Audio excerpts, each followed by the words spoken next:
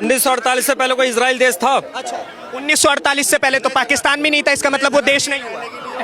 भाई बंटवारा हुआ है। बताइए, एक देश हुआ कि नहीं हुआ? अच्छा समझ गया। इजराइल को जमीन किसने दी? इजराइल को जमीन अब मैं बता रहा हूँ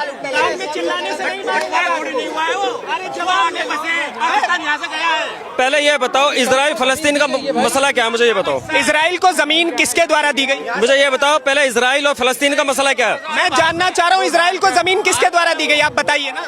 इनको बसाया गया है। किसके, किसने दी जमीन? बसाई गई है। जमीन किसने दी? फलस्तीनियों ने इनका स्वागत करा। स्वागत बात नहीं, जब इनको 1925 से, मेरी बात सुनो, इनको किसी भी देश के अंदर आने गया जो बात है, इनको यहूदियों को जो बहुत सताया गया।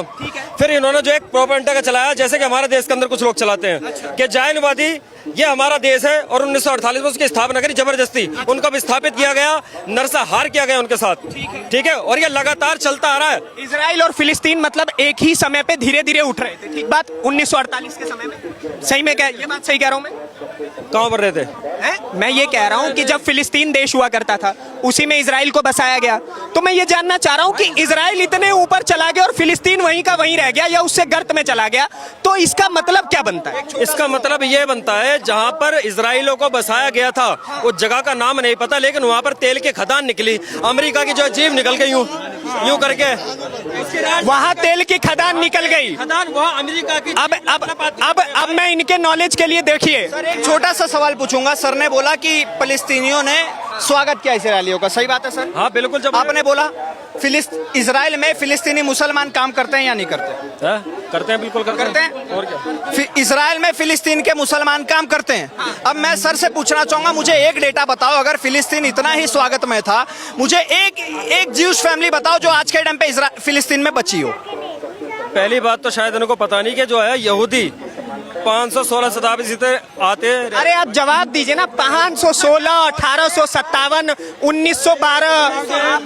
मेरी बात सुनो एक मिनट। आज किससे पूछते हो? 1 लाख इजराइल के अंदर हिंदू है, किसी ने नहीं हमारे सरकार से कहा कि मुझे ले जाओ, लेकिन 20,000 ईरान में है। मोदी जी मुझे बचाओ, मोदी जी मुझे बचाओ, और फिर वहाँ से आने के बाद अगर ले आया तो एक भी थैंक यू मोदी नहीं कहा। ये इनसे बात कर रहे हो? ये किससे बात कर रहे हो आप? इतना ही ज्यादा दर्द है इस देश में इन लोगों को, जिसको ज्यादा दर्द उठ रहा है, तो मैं कहता हूँ जाइए आप ईरान और फिलिस्तीन में लड़िए। मैं कह रहा हूँ इजराइल ऐसा पापा है, ऐसा इनका पापा है कि डंका बजा के डेली पीट रहा है और डेली ले रहा है। मैं इसलिए कह रहा हूँ जैसा कुकर्म फिलिस्तीन ने किया, उसी का जवाब आज फिलिस्तीन को मिल रहा है। जैसा कुकर्म ईरान ने किया, उसी का जवाब आज ईरान को मिल रहा है। आज अस्तित्व की लड़ाई फिलिस्तीन अपनी लड़ रहा है। क्यों? क्योंकि हमास पैदा किसने किया? इजराइल ने पैदा किया था या फिलिस्तीन ने किया था? बताइए। किया था इसने पैदा, इजराइल। हमास एक आतंकवादी संगठन है कि नहीं? हाँ बिल्कुल है, आतंकवादी संगठनों का क्या हमें उसका सहयोग करना चाहिए? बिल्कुल नहीं करना चाहिए। और हमास बसता कहाँ पर है? ईरान में। ईरान में या फिलिस्तीन? फिलिस्तीन में गया। फिलिस्तीन में बसता है। हाँ, हमास अगर फिलिस्तीन में बसता है तो उसको जगह कौन दे रहा है? फिलिस्तीन की गवर्नमेंट दे रही है। अच्छी एक बात बताओ फिर। अब देखिए, यही दिक्कत है, आप घुमाएंगे बात को। मुझे ये बताइए, फिलिस्तीन जो है वो हमारे फिलिस्तीन में क्या, जब हमारा देश गुलाम था, ठीक है, अंग्रेजों से हम लड़ रहे थे ना, तो अंग्रेजों ने हमारे शहीदों को भी बोल दिया था कि ये आतंकवादी है, तो मानते हो उनको आतंकवादी? जब देश की अपनी आबरू के लिए लड़ रहे थे, मानोगे? अपने देश के शहीदों की तुलना ये फिलिस्तीन के आतंकवादियों के साथ कर रहे हैं। अपने देश के शहीदों की तुलना। इससे सुनिए, इससे शर्म, सुनिए एक सेकंड, इससे शर्मसार बयान इसलिए नहीं हो सकता, इसलिए नहीं हो सकता कि भगत सिंह या कोई भी था, वो देश के लिए लड़ रहे थे, वो आतंकवाद के लिए लड़ रहे हैं, वो आतंकवाद के लिए लड़ रहे हैं। सुनिए, आप किस मुंह से आप ऐसा आतंकवादी? सुनिए, 6 पाकिस्तान का आतंकवादी है, उसको कौन सा वो देंगे आप? गलत बोले। सुनिए एक सही सेकंड, बोले। पहलगाम में जो 6 आतंकवादी आए थे उनको भी ये उसी दर्जे में लाएंगे जैसे हमास के आतंकवादी है? पूछे लाएंगे नहीं लाएंगे? जिसने हम पर हमला किया पाकिस्तान के लोगों ने वो भी उनके लिए वो होंगे? निहत्थे लोगों पे गोली चलाने वाला आतंकवादी है संगठन है। निहत्थे औरतों के पेट से बच्चा फाड़ कर निकाल देना कहाँ की मानवता है? मुझे बताइए। बिल्कुल गलत है ये जो वही काम किया है हमास ने, वही काम हमास ने किया है। सुन लीजिए, वही काम हमास ने किया है। और सुनिए, हमास एक आतंकवादी संगठन है। ईरान की बात करेंगे तो ईरान ने पाकिस्तान को फतेह मिसाइल दिया था। आपको पता होगा ऑपरेशन सिंदूर में पाकिस्तान में ने हमारे पर फतेह मिसाइल मारी है। वो फतेह मिसाइल कहाँ बनता है बताइए, इनसे पूछे कहाँ बनता है? वो फतेह मिसाइल कहाँ बनता है फतेह मिसाइल? मुझे ना पता भैया। ईरान में बनता है। वो पाकिस्तान के पास कैसे आ गया? पाकिस्तान के पास से फतेह मिसाइल आता है और वो हमारे ऊपर मारता है और ये कह रहा है कि दुश्मन का दोस्त हमारा दोस्त। ऐसा कैसे हो सकता है? जिसे बता रहा है मेरी मर्जी से नहीं। अब देखिए, आप अपने चंडीगढ़ में मिला है, चंडीगढ़ में मिला है कि मैं अपने देश के मुसलमान भाइयों से हाथ जोड़कर निवेदन करूंगा। मैं उनसे डंके की चोट पर ये हाथ जोड़कर निवेदन करूंगा, साफ साफ सीधी बात करूंगा कि आतंकवाद को कभी भी आप उससे ना देखें, आतंकवाद को पहचानने का काम करें और उसका सड़क पर विरोध करने का काम करें। क्योंकि ईरान हमारा मित्र देश इसलिए नहीं हो सकता कि जो दुश्मन को अगर मिसाइल दे सकता है तो वो कुछ भी कर सकता है। युद्ध के टाइम पे 1971, 1962 ऑपरेशन सिंदूर कुछ भी रहा हो, इजराइल ने हमारा समर्थन किया है, हमेशा हमारे साथ लड़ाई लड़ी है, तो हम उसका समर्थन करेंगे जो हमारा दोस्त है। हम उस दुश्मन का समर्थन नहीं करेंगे जो हमें मारने का काम करे। इस चीज को पहचानने का काम करें। क्या एक सेकंड रुको रुको। सिंदूर में ईरान हमारा साथ दिया। कब? कोई प्रतिक्रिया? क्या स्टेटमेंट? कोई क्या स्टेटमेंट? इजराइल दिया, इजराइल दिया, तो हम उसके साथ रहेंगे। पीओके को हिस्सा नहीं मानता वो। ईरान कहता है पीओके जो है वो पाकिस्तान का हिस्सा है। इससे बड़ा शर्मसार क्या हो सकता है? ईरान चिल्ला रहे हो, सुनिए, ईरान चिल्ला रहे हो। एक सेकंड चाचा, ईरान चिल्ला रहे हो। क्या दिया ईरान ने? फतेह मिसाइल हम पे मरवाने के लिए। क्या इजराइल वो कर रहे हो? यहाँ पर झूठा प्रोपेगेंडा नहीं चलेगा। धर्म के आधार पे फिर भी देखो, तुमने संदेश दिया है। अब मैं मुसलमानों को संदेश देता हूँ। फलस्तीन में जो लड़ाई है वो यहूदी और मुसलमान की किसी तरह की कोई लड़ाई नहीं है। अच्छा, बिल्कुल नहीं है। क्योंकि देखो, फलस्तीन के अंदर भी मूल निवासी यहूदी रहते हैं, ईसाई भी रहते हैं, बद्दू कबीले के भी लोग रहते हैं। ठीक है, तो इसलिए ये लड़ाई हो ही नहीं सकती। क्योंकि देश भर के अंदर लोग फलस्तीनियों का जो है समर्थन कर रहे हैं, आंदोलन कर रहे हैं, यह भी आपको पता होना चाहिए मेरे हिसाब से। और में बहुत बड़ी संख्या यहूदी की भी है और जो जायनवादियों का विरोध कर रहे हैं, समझे? जायनवादी क्योंकि एक सोच है, एक प्रोपेगेंडा है, एक नकली सोच है, तो उसका विरोध कर रहे हैं। किसी को भी प्रोपेगेंडा कहने का ना आपका अधिकार है ना मेरा अधिकार है। हमें हर धर्म के नहीं हम उस देश, एक सेकंड, हम उस देश के वासी हैं जो वसुदेव कुटुंबकम की बात करते हैं। इस वसुधा पे रहने वाला हर एक व्यक्ति हमारा कुटुंब है। हमें हर धर्म की रिस्पेक्ट करनी चाहिए। किसी को प्रोपेगेंडा कहिएगा तो वो आपके मजहब को कहेगा प्रोपेगेंडा, आपको अच्छा लगेगा? बिल्कुल। अगर हमारे मजहब को लेकर अगर कोई प्रोपेगेंडा चलागा तो मैं उसका विरोध करूंगा, सबसे पहले विरोध करूंगा यार। उसी प्रकार से वो भी कर रही है गलत बात। आप किसी के बारे में ऐसे प्रोपेगेंडा है तो आप ये बताइए कि अगर ईरान जो है वो पाकिस्तान ऑक्यूपाइड कश्मीर को ये कहता है कि वो भारत का हिस्सा नहीं है, क्या ये ठीक है? बिल्कुल गलत है। और दूसरी ये जानकारी मेरे पास है और आप पढ़िए इस चीज को। आप बिना पढ़े मेरे सामने बोलिएगा तो मुझे नहीं पसंद आएगा। सबसे बड़ी दिक्कत है कि कोई भी जानकारी दो। देखो, मेरी बात सुनो यार, ये मामला इंटरनेशनल मामला है, पहली बात तो ठीक है। और इसके अंदर देखो, हम 4 गधे मिलकर फैसला नहीं कर लेंगे।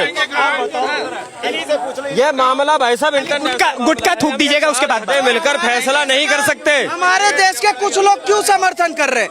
जब नेशनल इंटरनेशनल मामला है, भारत के प्रधानमंत्री देखेंगे, राष्ट्रपति देखेंगे, विदेश मंत्री देखेंगे, तो हमारे देश के मुसलमान क्यों बयान दे रहे हैं? मुझे समझ नहीं आ रहा। आतंकवादी पढ़कर चला जाएगा कलमा तो उसके समर्थन में कुछ लोग आ जाएंगे। कोई बात पता रोने लगेगा तो समर्थन में आ जाएंगे। सवाल है, थोड़ी ना होने वाला है। सवाल है, एक बात बताइए, अभी ईरान से हमने भारतीयों को रेस्क्यू करके निकाला। भारतीय मुसलमान वहाँ पे काफी सारे रह रहे थे। गवर्नमेंट ने भेजा। हाँ, हमने उनको रेस्क्यू करके वहाँ से लेकर के आए, उन्होंने भी वहाँ से सहयोग किया भेजने में। उसके बाद जब वो लोग यहाँ पे आ गए, उसके बाद ये लोग कह रहे हैं कि हम ईरान में ज्यादा सुरक्षित महसूस कर रहे थे भारत के मुकाबले। ठीक है, मैं छोटी सी क्या ये ठीक बात है? मैं छोटी सी बात कहूँगा बस, ठीक है, अपनी लास्ट बात। अभी मोदी जी G7 में गए थे, कहाँ पर, कनाडा, ठीक है। और उन्होंने कहा था कि मुझे जो है ट्रम्प का फोन आया कि जब कनाडा आए हो तो कोई बात नहीं जी, अमेरिका भी होकर आना, US भी आ जाओ, ठीक है। तो मोदी जी ने कहा कि मैं वहाँ नहीं आऊँगा, मैं सबसे पहले अपनी धरती पर जाऊँगा, सही है। तो उनका सीधा सीधा क्या संदेश है, क्या संदेश देना चाह रहे हैं वो, बताइए आप। मुझे तो यही लग रहा है ना कि बिल्कुल चुप रहने में, अगर वो अमेरिका जाते तो कहीं ना कहीं यही होता कि हम इजराइल के साथ हैं। उसके पीछे का कारण नहीं, अब मैं आपको कारण बता दे रहा हूँ। हाँ, मैंने इसके बारे में पढ़ रखा है, इस वजह से मैं आपको जवाब दे रहा हूँ। उन्होंने ये रीजन बताया ना जाने का कि आसिम मुनीर इस वक्त वहां पे था, जो स्वघोषित वहां पे आर्मी चीफ है पाकिस्तान का, वो वहां पे बैठा हुआ था और इस वजह से उन्होंने मना कर दिया भारत के प्रधानमंत्री ने कि अगर वो उस वक्त वहां चले जाते तो फिर बात ये हो जाती कि भाई साहब हमें आपने इसलिए बुला लिया कि आप मध्यस्थता करवाना चाह रहे हैं, जो भारत इस वक्त उस स्टैंड पे नहीं है। खैर, मेरा सवाल जो था, आप उस सवाल को मत टालिए। ईरान से हमने भारतीयों को रेस्क्यू करके, भारत के मुसलमानों को रेस्क्यू करके निकाला और उसके बाद ईरान, वहां से जो लोग आए हैं, भारत के मुसलमान जो आए, वो कह रहे हैं कि हम भारत में सुरक्षित नहीं है, ईरान में सुरक्षित। ये गलत बात है जिसने भी कही है, लेकिन ये बात क्यों कही है, बताइए क्यों कही? मुझे क्या पता, मुझे तो आप बता रहे हो ना, तो आप बताओ कि जब इतनी जानकारी रखे तो यही बताओ ना, उस लोगों ने ये बात क्यों कही है। कुछ कह रहे हैं हम यहाँ पे सुरक्षित ही महसूस नहीं कर रहे, पता नहीं क्या कारण है, वो तो उनके मन में होगा। तो यार जब तुमने इतनी शेड करी है तो ये भी बताओ ना, तो उन्होंने जवाब तो दिया होगा ना, इस कारण जो हम सुरक्षित नहीं है। आप कारण ही तो नहीं बताया। जैसा मान लो मैं कहूँगा भाई मेरा कारण सुरक्षित नहीं है, मेरी बात सुनो, मैं कहूँ मेरा पर्स मोबाइल सुरक्षित नहीं है, क्यों सुरक्षित नहीं मुझे पता है, यहाँ पर जेब कतरा आते हैं, कई बार मेरी जेब पर हाथ डाला गया। देखिए, ये इतना बेतुका और इतना भद्दा जवाब था। जवाब नहीं होता ना। आप बताइए आपके हिसाब से क्या ये मेरे हिसाब से उसको कारण बताया होगा भाई, सुनिए, देखिए मेरे हिसाब से सीधा सीधा ये है कि इजराइल का समर्थन भारत के हर नागरिक को करना चाहिए, क्योंकि इजराइल हमारे युद्ध में समर्थन करता है। भारतीय मुसलमानों के बारे में जानना है जो ईरान से आए और वो ये कह रहे हैं कि भाई साहब हम यहाँ सुरक्षित नहीं है। ईरान में कह रहे हैं ना, तो यहाँ के जो मुसलमान उछल रहे हैं, जो फुदक फुदक के भुट्टे की तरह उछल रहे हैं, मैं उनको कहना चाहता हूँ उनकी तरह वीजा पे चले जाएं और लड़े जाके इजराइल से। डंके की चोट, मतलब मैं ये भी चाह रहा हूँ कि इजराइल का वो घुस जाए। ये सुनिए, गूदा है नहीं, लड़ने का दम है नहीं, बिना फालतू के बयान दे रहे हो। जब पता है कि कुछ कर सकते नहीं तो चुपचाप बैठे रहो ना। मतलब इजराइल हरा देगा, इजराइल ऐसा मारेगा सर, ऐसा मारेगा ना कि ईरान को पानी तक पिलाने वाला कोई नहीं होगा। एक छोटी सी बात, कोई दिक्कत नहीं, एक छोटी सी बात को भाई, कह रहे हो भाई, एक सेकंड, मैं आपकी बहुत देर, एक भाई बोल, एक बात कोई नहीं, पहले भाई को बोलने दो, कोई नहीं भाई। इजराइल की तो खुद फटी पड़ी है मेरा भाई, वो तो कह रहा है बंद कर दो बंद कर दो। कह रहे इजराइल की फटी पड़ी है। कैसे कैसे कैसे? हमने साहब कल जुमा पढ़ाया, पूरे आसमान के नीचे आके जुमा पढ़ाया, आपने नहीं देखा कितना लोग आदमी था, करोड़ों लोगों के साथ नुकसान हो रहा है, दोनों तरफ नुकसान हो रहा है। छोटा सा देश है इजराइल, 1 करोड़ की जनसंख्या है, फाड़ रखी है सारे जगह की।